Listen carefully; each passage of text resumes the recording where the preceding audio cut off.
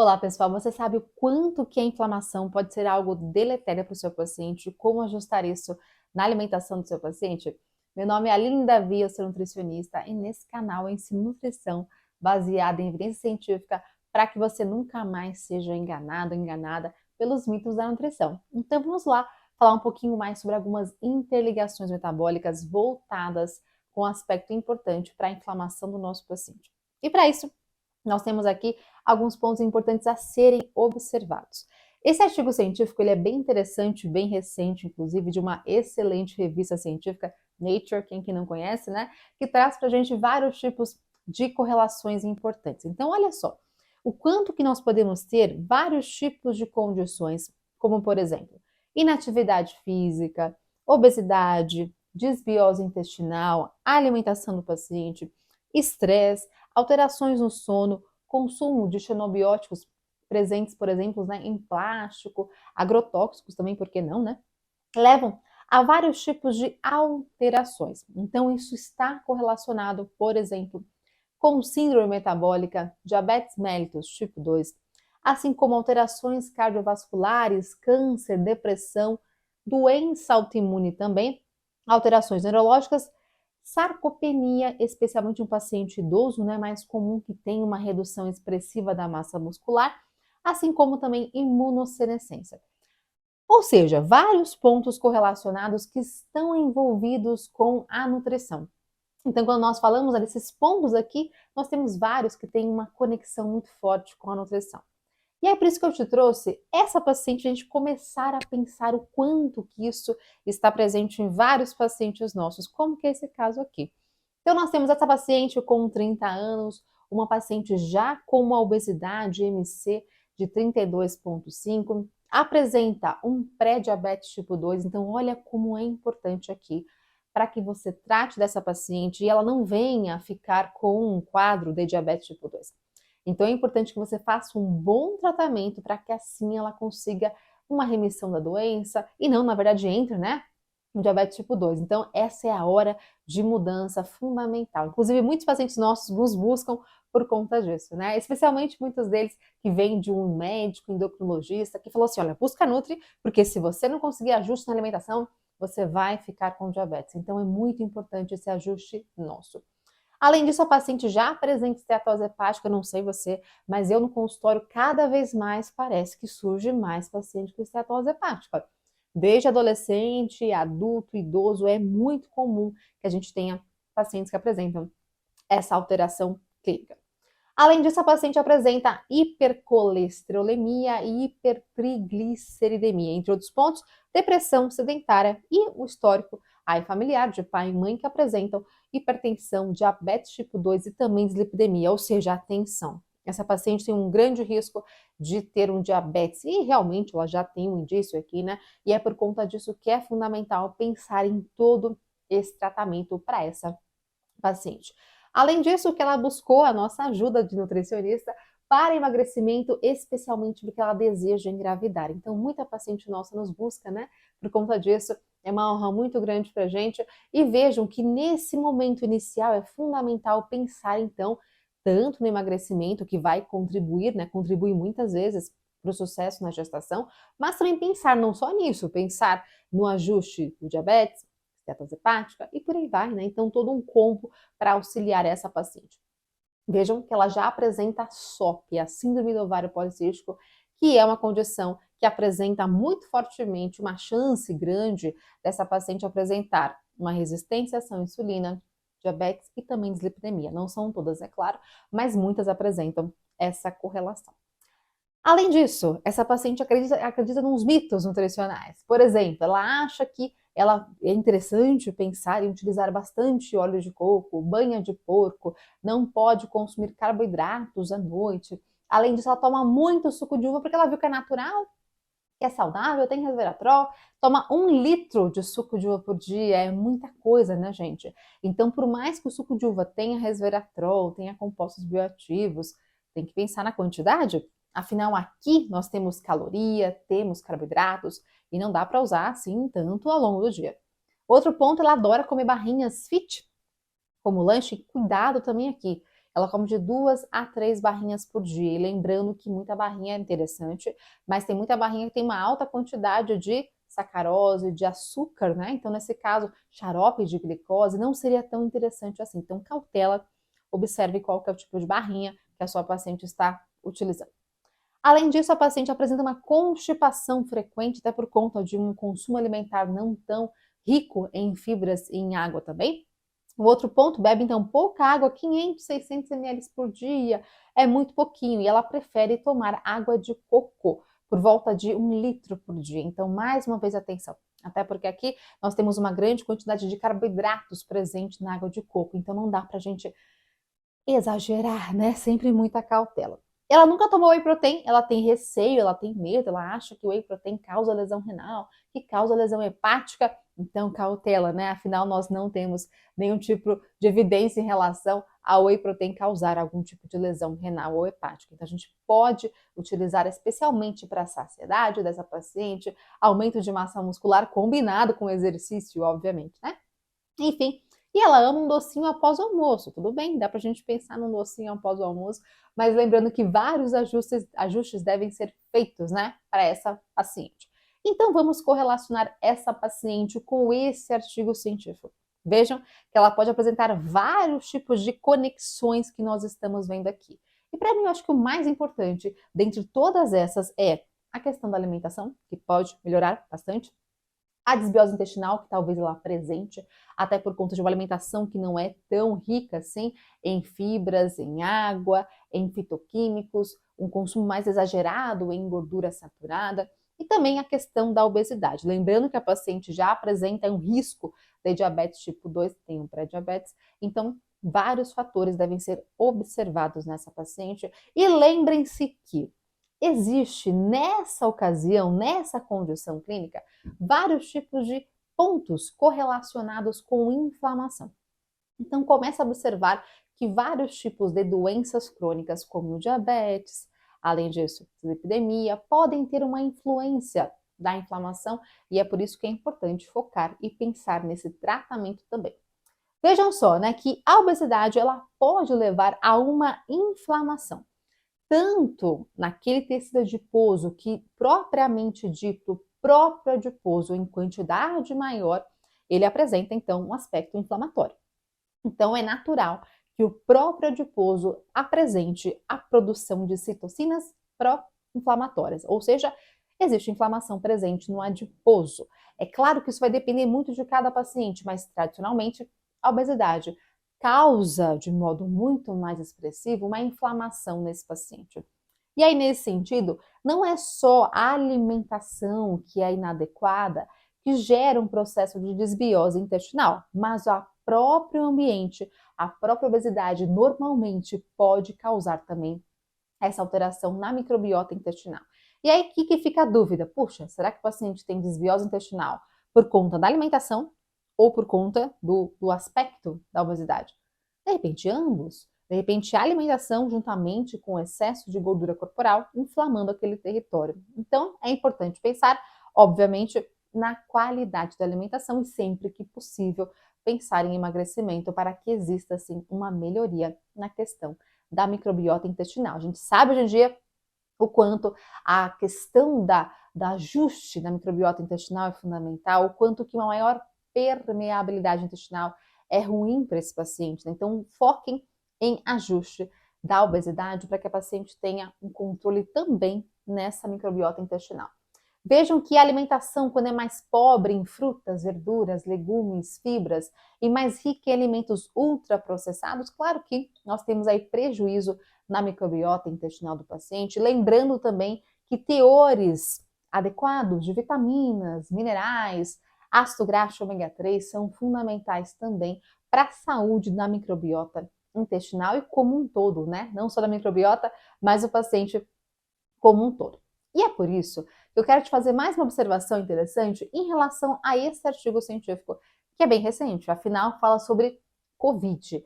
Lembra que lá no comecinho da pandemia, nós tivemos vários tipos de trabalhos, esse é um deles, né, correlacionando uma chance maior de piora em pacientes que apresentam obesidade?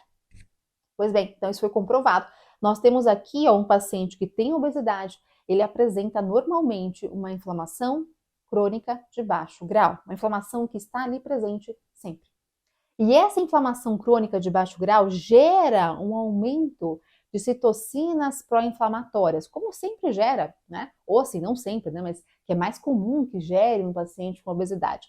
E é por conta disso que isso altera vários tipos de mecanismos associados com a piora do quadro num paciente que apresenta a Covid-19. Então, vejam só, essa desregulação imunológica nesse paciente gera uma tempestade de citocinas pró-inflamatórias. Então, lembrando que a doença, né, o Covid, já é uma questão envolvida muito com o sistema imunológico, só que quando o paciente já tem essa elevação de inflamação por conta da obesidade, isso é muito mais agressivo, é uma grande tempestade de citocinas pró-inflamatórias. Ou seja, o paciente fica muito mais inflamado, muito mais sensível à ação do vírus. Então, por isso que verificou-se que pacientes com obesidade tinham uma chance muito maior de piora, de morte, de morbidade com a doença, infelizmente, né? Então, foi justificado o porquê dessa alteração. E além disso, ó, com a obesidade, existe aumento na liberação de ácido graxo livre, que são consequentemente mais desencadeadores da síndrome de embolia gordurosa e também dano às células endoteliais nesses pacientes. Então, mais um ponto importante para a gente ter cautela em relação a esse paciente que apresenta obesidade, né? Então, sempre que possível, buscar o emagrecimento é uma estratégia interessante. É claro que tem paciente nosso que tem obesidade que não apresenta alteração metabólica, né? Isso existe sim? Existe, né? E é por isso que é importante observar, cada paciente é um paciente, cada caso é um caso. Assim como também pacientes eutróficos, pacientes magros, podem apresentar alterações metabólicas, né? Então, por isso que é importante sempre avaliar cada paciente. Pois bem, além disso, né? Essa questão é fundamental que a gente discuta. Será que é tão simples assim? Nós falamos, né? Não, tem que tratar a obesidade. Obesidade é fundamental. Tem que pensar em emagrecimento, verdade? Só que é tão fácil assim? É tão simples assim? Esse trabalho, ó, desse ano, de julho, mês passado, né? Retrasado, na verdade, 2022, mostra que a obesidade ela é crescente no nosso país. Se fosse tão simples assim, ninguém tinha obesidade, ninguém tinha sobrepeso. Então não é só aquela questão de força, foco e fé, não é, gente. É necessário, é obrigatório uma equipe multiprofissional tratando, cuidando desse paciente. E isso é obrigatório, é super necessário para todo e qualquer paciente. Se fosse diferente disso, nenhum paciente nosso tinha obesidade, né? Nem, enfim, mas tem, né? Vários. Então, por conta disso, que vejam que mulheres, homens, nós temos uma grande chance até de evolução isso a longo prazo. E eles falam o seguinte, ó, que no futuro, aqui no Brasil, ó, obesidade pode afetar 3 a cada 10 brasileiros até 2030. É muita gente. Então, por isso que é fundamental pensar em tratamento desse paciente, em acolhimento desse paciente. Que você pense não só no emagrecimento, mas em tudo que ele pode apresentar de alteração. Então, é fundamental que você tenha domínio e conhecimento. Não só você nutricionista, mas você que é psicólogo, você que é treinador, você que é médico, fisioterapeuta, TO, todo mundo auxiliando esse paciente em todas as condições clínicas que ele pode apresentar, né? O que é muito comum. E o seu paciente, quando ele encontra uma rede social, quando ele abre o Instagram, ou seja o que for, ele vê isso daqui, ó. Ai, dietas milagrosas. O seu paciente, ele sabe que ele precisa emagrecer. Ele já passou por isso durante muitos anos e ele busca muitas vezes várias estratégias. Talvez ele tenha feito todas essas dietas, dieta da linhaça, dieta da uva, dieta do baixo índice glicêmico, dieta da sopa, dieta de tanta coisa. Então, ele muitas vezes deseja emagrecimento, ele tenta, só que não é tão simples assim, gente. Se fosse tão fácil, qualquer livrinho desse serviria como resposta, como tratamento. E não é, né? O nosso paciente tem tanta dificuldade, então por isso que é fundamental que você tenha domínio, segurança, que você trate de acordo com a realidade do seu paciente, de acordo com o dia a dia do seu paciente. É o que mais importa pra gente. E lógico que não é só pensar em caloria, não é só ajustar Jeb e Jet, isso aí qualquer aplicativo faz. MyFitnessPal faz para você, né? Tem vários outros aí, né? Fat Secret, que faz uma avaliação de caloria. Então, isso é muito simples. E é por isso que é fundamental pensar de modo individual, não só em contabilização de macro e micronutriente, mas de compostos bioativos, de inserir isso na vida do seu paciente de acordo com a realidade que ele apresenta hoje. E aqui nós temos um artigo científico que eu acho muito interessante para a gente pensar em tratamento além do seu paciente. E esse é um deles. Eu tenho muito apreço por esse artigo científico, até porque tem várias pessoas aqui, pesquisadores que eu conheço pessoalmente e que eu sou super fã. Por exemplo, Rui Cury, Mário Saad, Lício Veloso, Silvana Burdim, Gabriel Agnê, entre outros. Então, é um artigo muito bonito que traz para a gente o quanto que o consumo de ácido graxo saturado está associado com maior chance de inflamação, inclusive inflamação no ambiente também neural. E é por conta disso que isso está envolvido com a patogênese da obesidade. Então, cautela com o consumo de ácido graxo em excesso. E a nossa paciente adora um ácido graxo em excesso, banha de porco, óleo de coco, manteiga ghee, cautela. Dá para comer? Claro que sim, desde que você ajuste de acordo com a quantidade de caloria que o seu paciente irá consumir, por volta de 7 a 10% do VET. 7%, gente, para calcular, olha, vou te falar, é difícil, hein? Porque a nossa alimentação já tem uma quantidade mais rica de ácido graxo saturado. E chegar até 7% nem sempre é possível. Para pacientes com comorbidades, pacientes que têm dislipidemia, se possível, até 7%.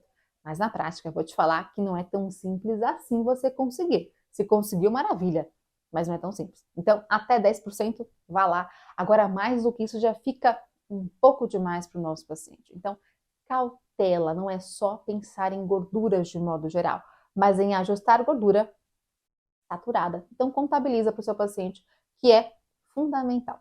E outras questões são fundamentais também, pensando no ambiente intrauterino. Não é para colocar a culpa na mãe, nem a culpa no pai, hein? Porque isso aqui realmente já não tem como mudar, né? Se você tem essa carga genética, se você tem essa alteração metabólica, já não, você vai pensar no fator ambiental. Dieta, exercício, alimentação, etc. Agora, se você tem uma gestante no seu consultório, você pode pensar em tratá-la de modo mais adequado, para que assim o ambiente intrauterino seja mais adequado. E é basicamente isso. Claro que a alimentação, o estilo de vida do pai também importa. Não dá para colocar só a culpa na mãe, o pai também importa. Mas o ambiente intrauterino ele é muito especial. Até porque tem a formação de um bebezinho ali todo dia e toda hora. E o ambiente importa. E vários fatores. Então, por exemplo, o consumo de agrotóxicos, quanto menor, melhor. Além disso, xenobióticos, plástico, quanto menos usar plástico, melhor. Estresse, também sempre que possível, corrigi-lo. Poluição, vários fatores importam. Mas pra gente, o foco principal é a alimentação, né? Então a alimentação da mãe super mega importa para a expressão de genes que serão formados naquele momento. Então, basicamente assim, temos trabalhos que mostram que mães em ambiente muito de grande restrição calórica, por exemplo, Segunda Guerra Mundial, infelizmente, esses bebezinhos criaram genes poupadores de energia. Faz sentido, né? Bom, se a mãe está com menos caloria, está passando fome, infelizmente é triste falar sobre isso, né? Mas esse bebê cria genes que vão poupar energia, porque ele não sabe quando vai vir mais comidinha, quando vai vir mais alimento, então ele poupa essa energia. Só que esses genes, eles são expressos e eles continuam presentes na vida adulta. E a chance de sobrepeso, obesidade, diabetes é maior no futuro. E além disso, o contrário é verdade também. Então, aquela mãe que tem um alto consumo alimentar, com muita gordura saturada, com muito açúcar em excesso, também cria genes que estão envolvidos com uma chance maior no futuro de apresentar obesidade, lipidemia, diabetes e por aí vai. Ou seja, o ambiente intrauterino é fundamental. E é por conta disso que quando nós temos pacientes que são gestantes, nós sempre pegamos no pé para que seja o mais perfeito possível. São só, né, entre aspas, né, só 9 meses. Então, quanto mais a mãe conseguir seguir, melhor, tanto para o filho quanto para ela também, né? Afinal, a chance de diabetes gestacional existe para algumas mulheres, né? Pois bem, então, esse é um ponto importante. Mas vejam só, em relação à obesidade, nós temos dois panoramas principais que podem acontecer. Então, olha só, aqui nós temos o superávit calórico, que vai levar a um acúmulo de gordura corporal, mas nós temos duas maneiras distintas. Ou seja, aqui, adiposos mais jovens, pessoa mais jovem, sabe? Pessoa mais jovem, pessoa que ganha também peso mais lentamente. Vamos supor, o paciente foi ganhando peso aos pouquinhos, 2 quilos por ano, 3 quilos por ano. Chegou em 10 anos, nossa, o peso aumentou bastante, mas foi um peso progressivo. Isso dá tempo de preparar as células do adiposo. Dá tempo de ter vasos sanguíneos que levam, né, nutrientes, que retiram toxinas. Então, nós temos uma angiogênese adequada, um adiposo bem formado, perfeito. Esse paciente tem uma chance muito menor de apresentar uma alteração metabólica, ou seja, esse paciente tem uma chance menor de apresentar dislipidemia, elevação de triglicérides, elevação de colesterol, elevação de glicemia. É um paciente que tem menor chance de esteatose hepática. É um paciente que pode ser metabolicamente adequado, saudável. Já esse outro quadro, quando o paciente ganha peso muito rapidamente, o paciente tem uma idade um pouco mais avançada e atenção. Para ambas as situações, a carga genética também influencia, né? Então não é só isso. A questão genética e epigenética pode levar em consideração também. Mas vejam só, que nessa ocasião não dá tempo de preparar tão bem o adiposo. O adiposo é formado, mas assim, não tem tanta angiogênese, não tem tanto fluxo de nutrientes alcançando esse adiposo, de também, lembrando que o sangue ele leva e traz, né? Então, por conta disso, não consigo ter uma limpeza de certa forma, uma liberação de toxinas, e é por conta disso que quando eu não tenho uma angiogênese adequada, a chance é maior de fibrose, de hipóxia, não tem oxigênio chegando tão bem ali, necrose e inflamação presente. E é por conta disso que esse paciente tem uma chance muito maior, por conta dessa inflamação especialmente, de apresentar uma alteração metabólica. Dislipidemia, elevação de glicemia e por aí vai. Então, os exames bioquímicos desse paciente vai ser pior do que esse aqui. Dá para a gente escolher, Aline? Ah, então eu vou querer só essa via. Não dá, gente, infelizmente, não tem como. Então é por conta disso que nós temos pacientes que são mais metabolicamente saudáveis do que outros, e é fundamental que você faça uma avaliação adequada por exames bioquímicos do paciente, especialmente, para que assim você saiba dizer o que está inadequado no seu paciente e tratar, né, que é o que mais importa, obviamente. Esse é o trabalho traz para a gente o quanto que a inflamação crônica de baixo grau, lembrando que nós temos aquela inflamação quando você corta o seu dedo, sabe? Cortou o dedo, inflama, não fica roxinho, fica vermelho, fica quente, fica com edema, fica doendo. Esse é um processo inflamatório. Só que ele tem hora para acabar, para continuar, começar, continuar e acabar. Ele tem hora para tudo, né? Começo e fim. Fechou o corte, perfeito. Deixou de inflamar, maravilha, ficou perfeita a sua pele, ok. Só que a inflamação crônica de baixo grau, ela acontece que você não sente dor, você não sente rubor, você nem percebe, mas ela está presente no seu organismo. Então, por isso que ela é crônica, mas é de baixo grau. É uma inflamação que está presente no seu paciente, pode estar, né, na verdade, e esse paciente não percebe isso, ele não sente uma dor com isso, né? Não é muito comum que isso aconteça.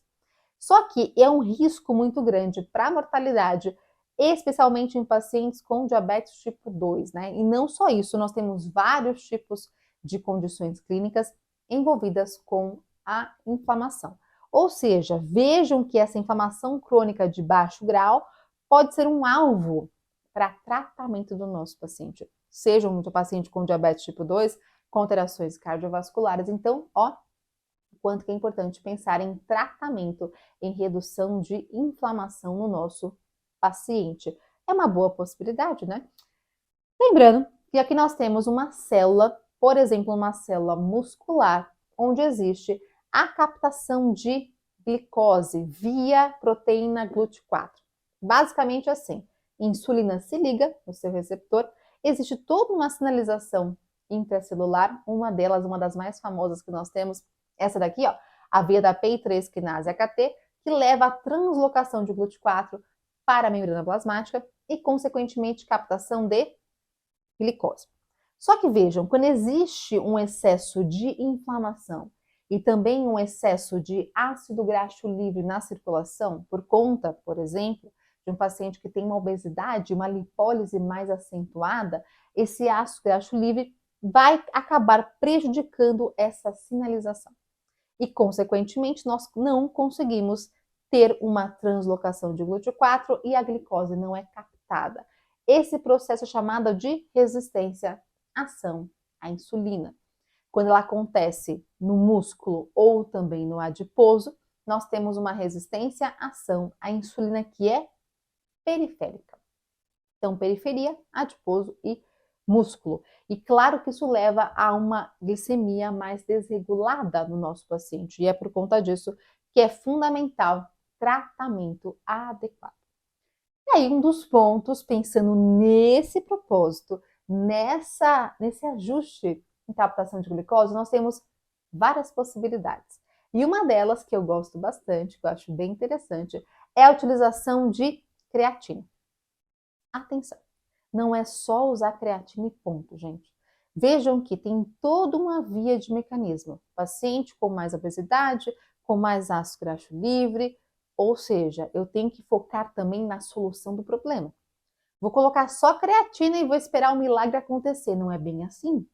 Então é fundamental pensar, sempre que possível, em emagrecimento do paciente, em ajuste na alimentação, para que eu consiga evitar a inflamação, para que eu evite o excesso de gordura corporal, para que eu consiga amenizar aquele excesso de ácido graxo livre.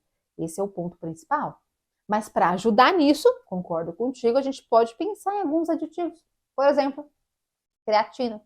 Então a creatina tem vários efeitos fundamentais aí para o esporte, né? Quem que não gosta da creatina? E ela consegue, ó, ter uma retenção hídrica. Ela puxa mais água para dentro do músculo. E é por conta disso que esse mecanismo mecânico leva a uma ativação de proteínas como a AKT, que leva, consequentemente, maior translocação de GLUT4 e captação de glicose. Vejam só, que é um mecanismo que pode auxiliar na captação de glicose, que pode ser interessante. Sozinha, coitada, ela não dá conta, gente, de um paciente que tem uma obesidade expressiva, mas vejam só, ela pode ser um aditivo. E lembrando que, se o paciente faz um treino, melhor ainda, né? Até porque ele tem um outro estímulo pela contração muscular de também translocar GLUT4 e estimular a captação de glicose. Então, por que não pensar em usar creatina juntamente com exercício para potencializar ainda mais esse efeito? Um outro ponto fundamental, adição de whey protein. Whey protein, lembrando que nós podemos pensar em outras proteínas, mas o whey protein tem uma característica, algumas características na verdade, né, que auxiliam bastante. Até porque ele consegue retardar o esvaziamento gástrico. Ele tem uma ação importante em estimular algumas incretinas, como o GIP, GLP-1, que estão envolvidas não só com saciedade, mas também com maior liberação de insulina. E pensando para esse paciente que deseja, que precisa, na verdade, de um controle de glicemia, pode ser um ponto bem interessante para a gente. Além disso, ele tem ações como inibição da alfa-glicosidase, que é uma enzima envolvida com a digestão de carboidratos. Então, ameniza um pouco mais a absorção mais rápida desse carboidrato, lentifica um pouco mais a absorção do carboidrato. Então, é uma outra importância do whey protein.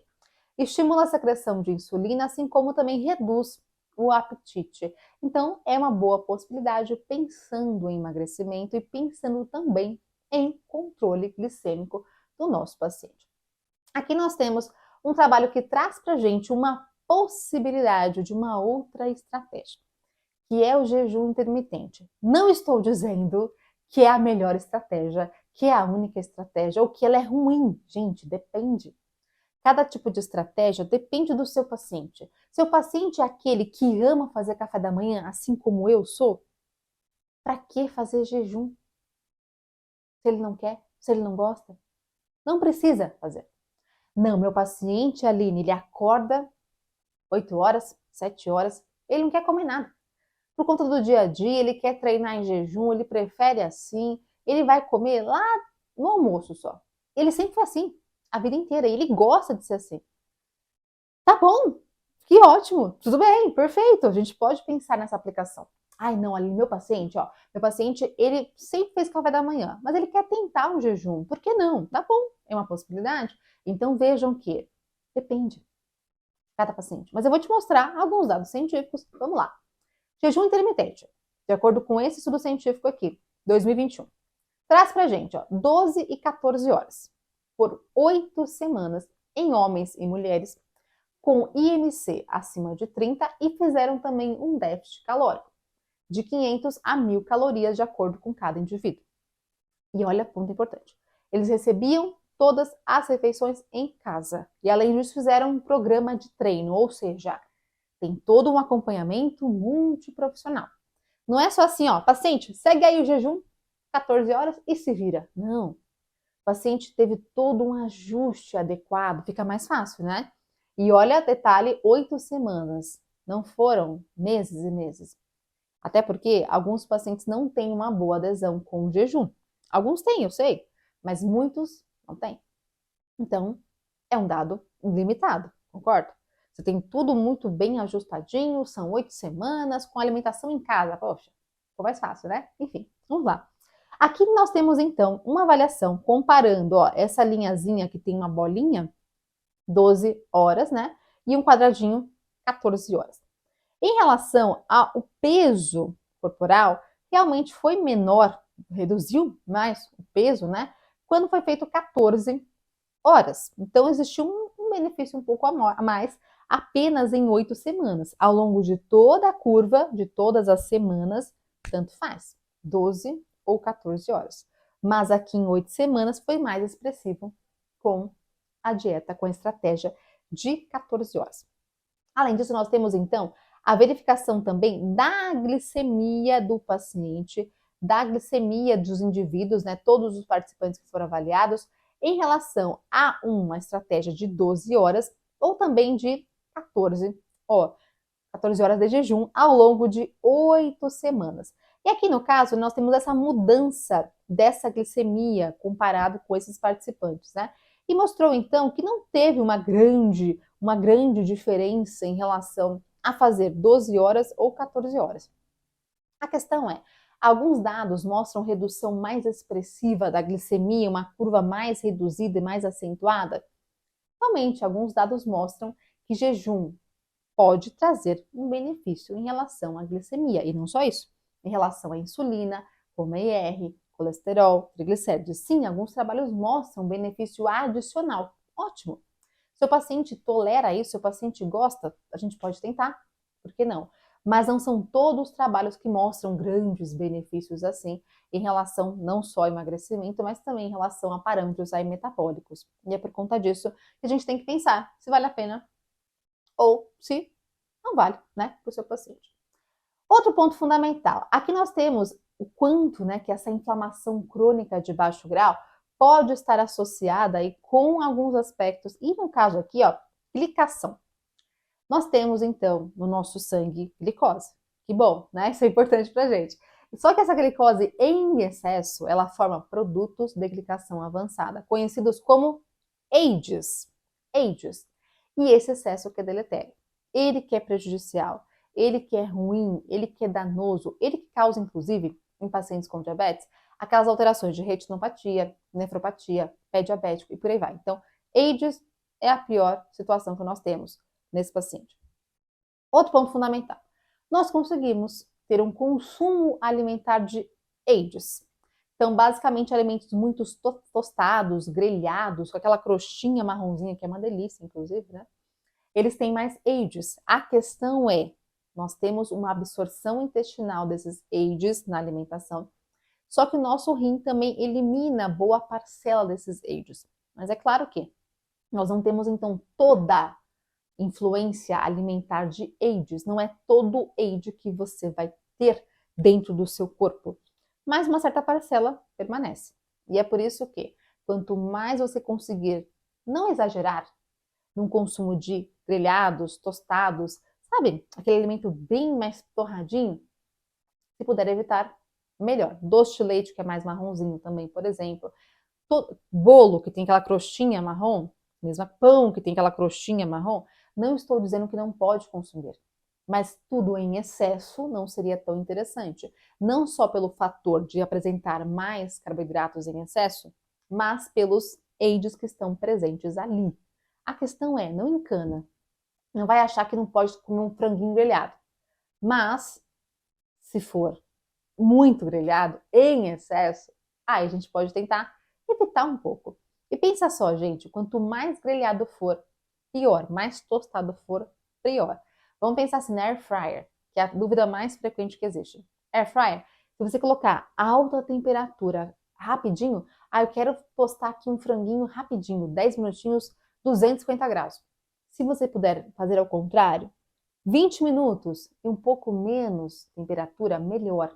Quanto menor a temperatura e mais prolongado o tempo, menor a formação de AIDS. Não estou dizendo que você não pode comer AIDS, mas que você controle um pouco na sua alimentação. Porque AIDS em excesso realmente pode ter um processo aí envolvido com mais inflamação. Então, cautela, né? Dá para usar, mas não em excesso. E claro que, quantidade e qualidade de carboidratos é fundamental. Não necessariamente apenas o índice glicêmico, mas a quantidade, a composição da alimentação é fundamental. Então, que a gente faça um bom ajuste na composição. Então, por exemplo, um pão branco, ele tem alto índice glicêmico. Tem um pouquinho mais de AIDS? Também tem. Mas não tem problema. Você vai pegar esse pão branco, vai colocar uma misturinha de um ovo mexido, talvez, uma saladinha, uma alface, uma rúcula. Ótimo! Você mudou totalmente essa composição. Você consegue ter mais fibras, mais proteínas, mais gorduras interessantes. Então, o ponto é planejar a alimentação ao longo de cada dia. Além disso, nós também temos a relação inversa de fibras na alimentação. Então, por isso que é importante pensar na qualidade da alimentação que tenha fibras. Bom, de repente você pode pensar em colocar fibra em fruta, verdura, legume, sim. Mas outra possibilidade, é a adição de fibras alimentares já prontas, por exemplo, psyllium, goma acácia, por exemplo, é uma possibilidade, entre várias outras. Você pode pensar no alimento, mas também suplementar a fibra, sem nenhum tipo de problema. Depende do paciente, né? O que é mais fácil para o seu paciente? Esse que é o ponto que mais importa. Além disso, nós temos aqui esse artigo científico continuando que traz para a gente o quanto que a obesidade, resistência à insulina, diabetes tem uma total correlação com a esteatose hepática. Então, por conta disso, é importante pensar que essa nossa paciente tem esteatose hepática e que corrigir esses pontos é fundamental. É muito importante para a gente. E, gente, esteatose hepática não é brincadeira. Essa paciente com esteatose hepática, a longo prazo, ela tem 30 anos só, imagina com 60 se ela não for tratada. Ela pode chegar num quadro de uma grande alteração, de uma cirrose hepática. Não é brincadeira. Então, cautela, atenção, porque dá para corrigir. Não dá para corrigir tudo do dia para a noite. A gente vai devagarzinho, para conseguir ajustar todos esses pontos. Certo? Outro ponto fundamental, nós temos aqui o quanto que existe também uma resistência à ação à insulina central, ou seja, hepática. Então, para essa paciente que tem esteatose hepática, o que acontece com o fígado dela, entre várias outras alterações, nós temos aqui um processo de redução na captação de glicose e, além disso, uma potencialização no processo de produção hepática de glicose, através da gliconeogênese e através da glicogenólise. Então, esse paciente tem uma elevação de glicemia por alteração hepática. Então, é fundamental pensar em tratamento da alteração de acúmulo de gordura no fígado. Esse ponto é fundamental. Então, veja que o fígado do paciente pode evoluir para uma esteatose hepática. Depois, caso isso não for tratado, ele pode evoluir para um quadro de esteatose hepática não alcoólica com presença de inflamação, o que é muito mais agressivo. E se não tiver tratamento, evolui para uma cirrose e até mesmo para um quadro de hepatocarcinoma celular.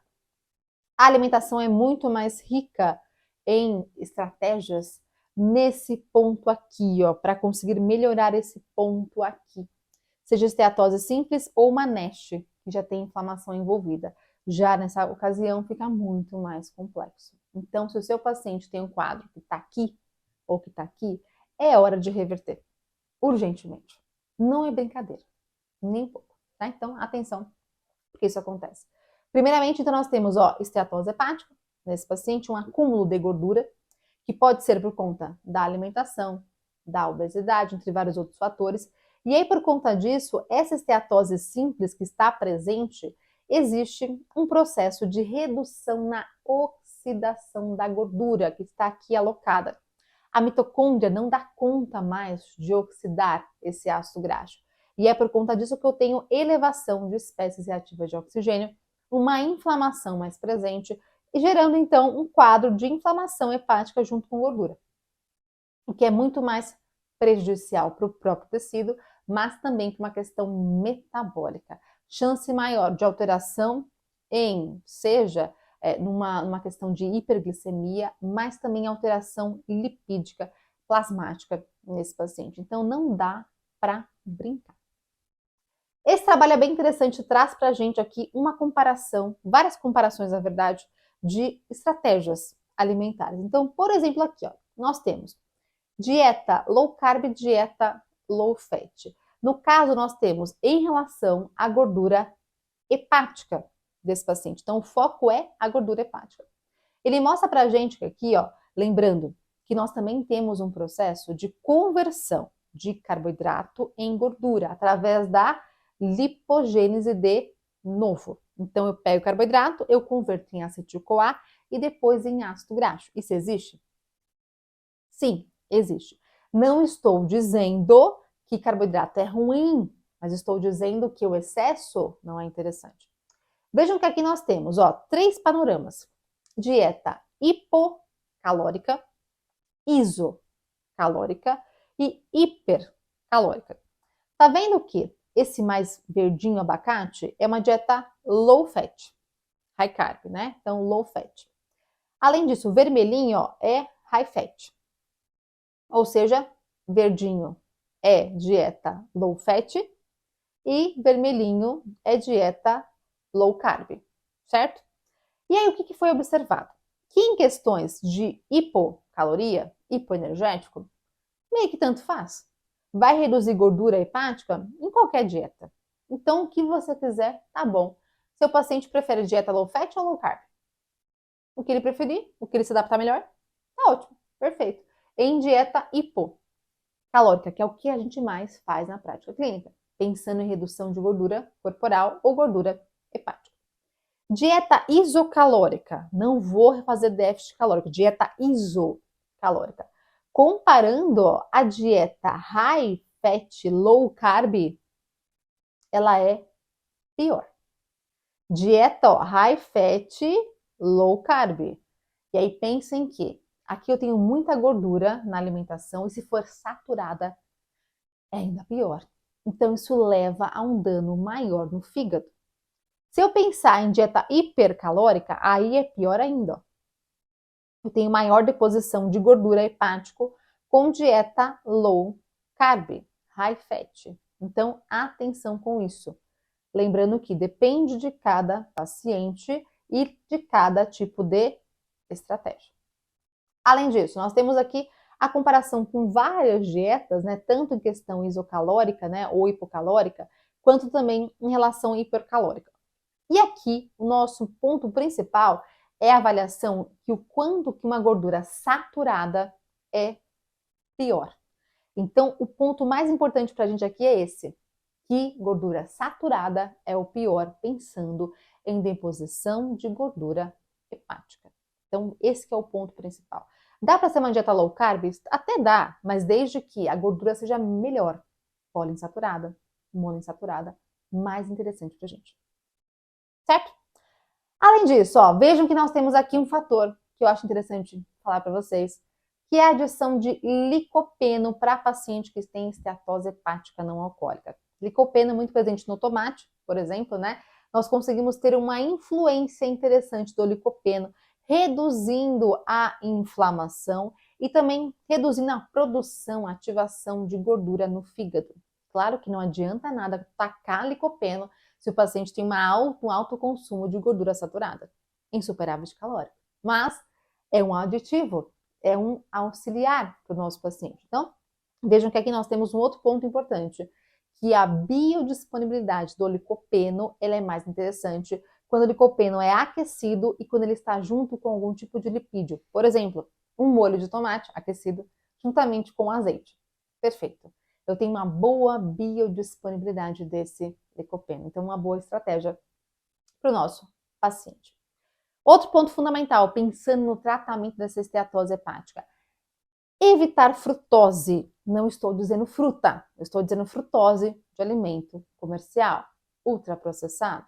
Então, por exemplo, aquelas barrinhas de cereais ricas em xarope de glicose. Algumas têm, não todas, é claro, né?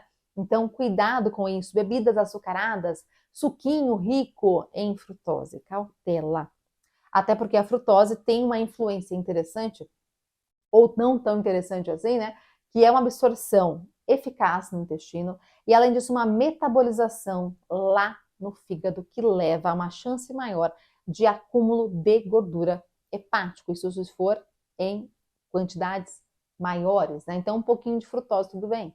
O problema é o grande excesso no consumo alimentar de frutose, o que é muito comum em alimentos ultraprocessados. Então, cautela com essa informação. Outra informação que é interessante também é a adição de vitamina E para o paciente que apresenta esteatose hepática. Então, é por conta disso que é importante pensar o quanto que a vitamina E já virou até consenso nacional, internacional, por volta de 800 IS por dia, seria uma recomendação interessante para tratamento daquele paciente que já tem uma NASH, aquele paciente que tem uma esteatose hepática juntamente com inflamação. Mas cautela com o excesso de vitamina E. Então, a gente coloca por um tempo, avalia o paciente e depois pensa se mantém essa alta dose ou não, tá? Então, sempre muita cautela em relação a isso. Outro ponto fundamental é pensar que o quanto a inflamação presente no paciente está envolvida com vários aspectos de doença, mas também de aging, de idade. Então, para manter uma vida mais jovem, paciente que tem uma pele mais rica aí em colágeno também, por que não? É importante pensar numa dieta que seja anti-inflamatória. Atenção, não estou dizendo que só a dieta importa, mas a vida como um todo do paciente deve ser mais anti-inflamatória. Então não é só pensar em colocar uma cúrcuma de manhã, lógico que não. Todo o ambiente é fundamental. Sempre pensar em reduzir agentes estressores e pensar em adição de alimentos mais in natura. Então, tudo junto e combinado gera um aspecto mais anti-inflamatório. E como exemplo, um dos principais exemplos, dieta mediterrânea, que é super rica em fitoquímicos naturais, agentes antioxidantes, anti-inflamatórios. Por um outro lado, nós temos aqui de modo não tão adequado assim, uma dieta mais rica, uma dieta padrão ocidental, né? Mais rica em alimentos processados, industrializados, uma alta densidade calórica e também alto consumo de açúcar, de gordura saturada. Então, tudo isso importa bastante para a gente. E é por conta disso que a dieta mediterrânea traz muitos fatores adequados, potentes, para tratamento de vários aspectos. Redução de oxidação, redução, reparo ao DNA. Além disso, nós temos fatores importantes para a microbiota intestinal, para a imunidade, para a redução da inflamação, para um processo regenerativo do paciente. Então, por conta disso, que a utilização de uma dieta mediterrânea é um dos fatores mais importantes.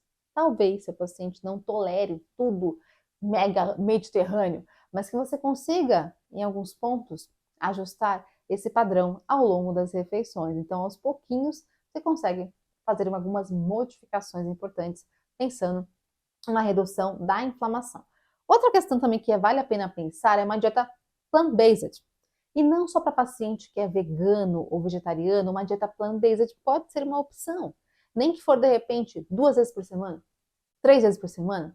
A gente conseguir ter um aspecto aqui adequado também de fitoquímicos presentes nos vegetais. E aqui é importante fundamentar a nossa prática em vegetais e não só fazer uma troca por alimentos ricos em carboidratos em demasia. Então, bastante vegetal, bastante fruta, verdura, legume, raiz de verdade, para que a gente consiga ter esse ajuste. E vale lembrar aqui, ó, pesquisas crescentes ao longo dos anos, cada vez mais, com dietas plant-based. Não só isso, dieta vegetariana e vegana também. Então, é uma boa possibilidade para a gente. No consultório, cada vez mais aparece paciente que deseja esse ajuste. Por que não, né? Justo fazer uma boa adequação para esse paciente. E vejam que dieta plant-based pode ter uma ação até neural, até mesmo melhorias de controle glicêmico, redução de inflamação, sinalização de neurotransmissores e também ação intestinal adequada. Então, por que não pensar em adicionar uma dieta plant-based? O meio ambiente também agradece, né? Então, vale a pena pensar em mais essa estratégia. Esse artigo científico traz para a gente algumas recomendações, de modo geral, para alguns tratamentos para dislipidemia e alteração cardiovascular, que essa paciente também apresenta. Então, por exemplo, como nós já falamos, ó, ácido graxo saturado, sempre que possível, abaixo de 10%. Se o paciente tem hipercolesterolemia, menos de 7%. Além disso, pensar no ajuste de gordura monoinsaturada e poliinsaturada, adição de fibras na alimentação, sempre que possível reduzir gordura trans também nesse paciente, adicionar uma fibra na alimentação do paciente, então fibra seja em verdura, legume ou também, como nós falamos, adicionado, suplementado. Hoje tem muito fácil, né? Aqueles pozinhos que você compra, psyllium, goma cássia, entre outros, é uma boa possibilidade para adição no nosso paciente. Além disso, nós podemos pensar em beta-glucana, até porque ela tem uma eficácia interessante para controle de glicemia, controle de colesterol e até mesmo funcionamento intestinal. E também fitoesterol, para aquele paciente que tem uma dislipidemia, uma hipercolesterolemia. Por volta aí de 2 gramas, pelo menos, por dia, é uma boa possibilidade. Ou seja, né, vários ajustes na alimentação, pensando em tratamento de várias condições clínicas que o paciente pode apresentar. E olha que interessante. Aqui nós temos uma correlação de diabetes no paciente que apresenta uma inflamação jamais presente e o quanto que isso pode desregular alguns fatores envolvidos com HDL disfuncional. Por que eu disse isso? Você vai encontrar na prática clínica muito paciente que tem alteração de glicemia, inflamado, obesidade, LDL aumentado, colesterol total aumentado, mas tem uma HDL boa, uma HDL, uma HDL alta. Você pensa, nossa, que bom, que legal, né? Você tem tudo zoado, mas a sua HDL tá boa. Ah, que bom, menos mal, né? E até o seu paciente fala, ó, tá vendo? A minha HDL tá boa. Todo orgulhoso, mas cautela, cuidado. Essa HDL pode ser disfuncional, então muita atenção com isso. Nós temos uma grande comunicação entre as partículas de lipoproteínas que carregam, né, gorduras, triacilglicerol, colesterol e por aí vai. Então, basicamente, aquele paciente que tem uma elevação de triglicéridos plasmáticos, que está muito mais presente na VLDL, o que pode acontecer é aquela HDL roubar triacilglicerol dessa VLDL e ela aumenta o seu tamanho, o seu valor plasmático. Só que não é que ela está em quantidade mais adequada funcionando, ela está apenas com maior densidade de triacilglicerol. E isso é uma HDL que não funciona. E pior, ela pode ser mais aterogênica também, então cautela com isso. Se o seu paciente tem uma inflamação, tem obesidade, dislipidemia, esteatose hepática e uma HDL boa, acima de 70 normalmente, cautela. Pode ser uma HDL disfuncional. Então não acho que é um bom marcador. Ai, que bom, tem HDL alto. Talvez não. Então cuidado, tá? Algumas pessoas que têm HDL alto pode ser por conta dessa interligação. E para a gente o mais preocupante é quando o paciente apresenta uma desregulação geral. dita então como uma síndrome metabólica. Sabe por quê? O paciente tem esteatose hepática, a nossa paciente tem. Ela tem uma aterosclerose por conta de uma dislipidemia, por exemplo. Pode ter, né? Além disso, o paciente tem um acúmulo de gordura visceral, que é o mais prejudicial, também a paciente tem. Então, veja, são vários fatores interligados também com diabetes tipo 2, ela tem um pré-diabetes, né? Tudo isso junto e misturado pode ter uma conexão mais pesada, mais forte, mais deletéria, até porque nós temos aqui uma síndrome metabólica. Então, esse paciente que tem todas essas alterações, ou algumas delas, né? Nós dizemos então que ele apresenta síndrome metabólica. Até porque ter esteatose hepática sozinho é ruim, mas não tão ruim. Agora, quando eu tenho uma esteatose hepática junto com vários fatores, a chance de mortalidade é muito maior. Então, é por isso que é fundamental que você trate todos esses pontos para que seu paciente consiga aí, ter uma vida mais saudável sempre, né? Esse que é o ponto principal para a gente. Aqui nós temos um trabalho que mostra pra gente essa prevalência também de inflamação crônica de baixo grau na depressão.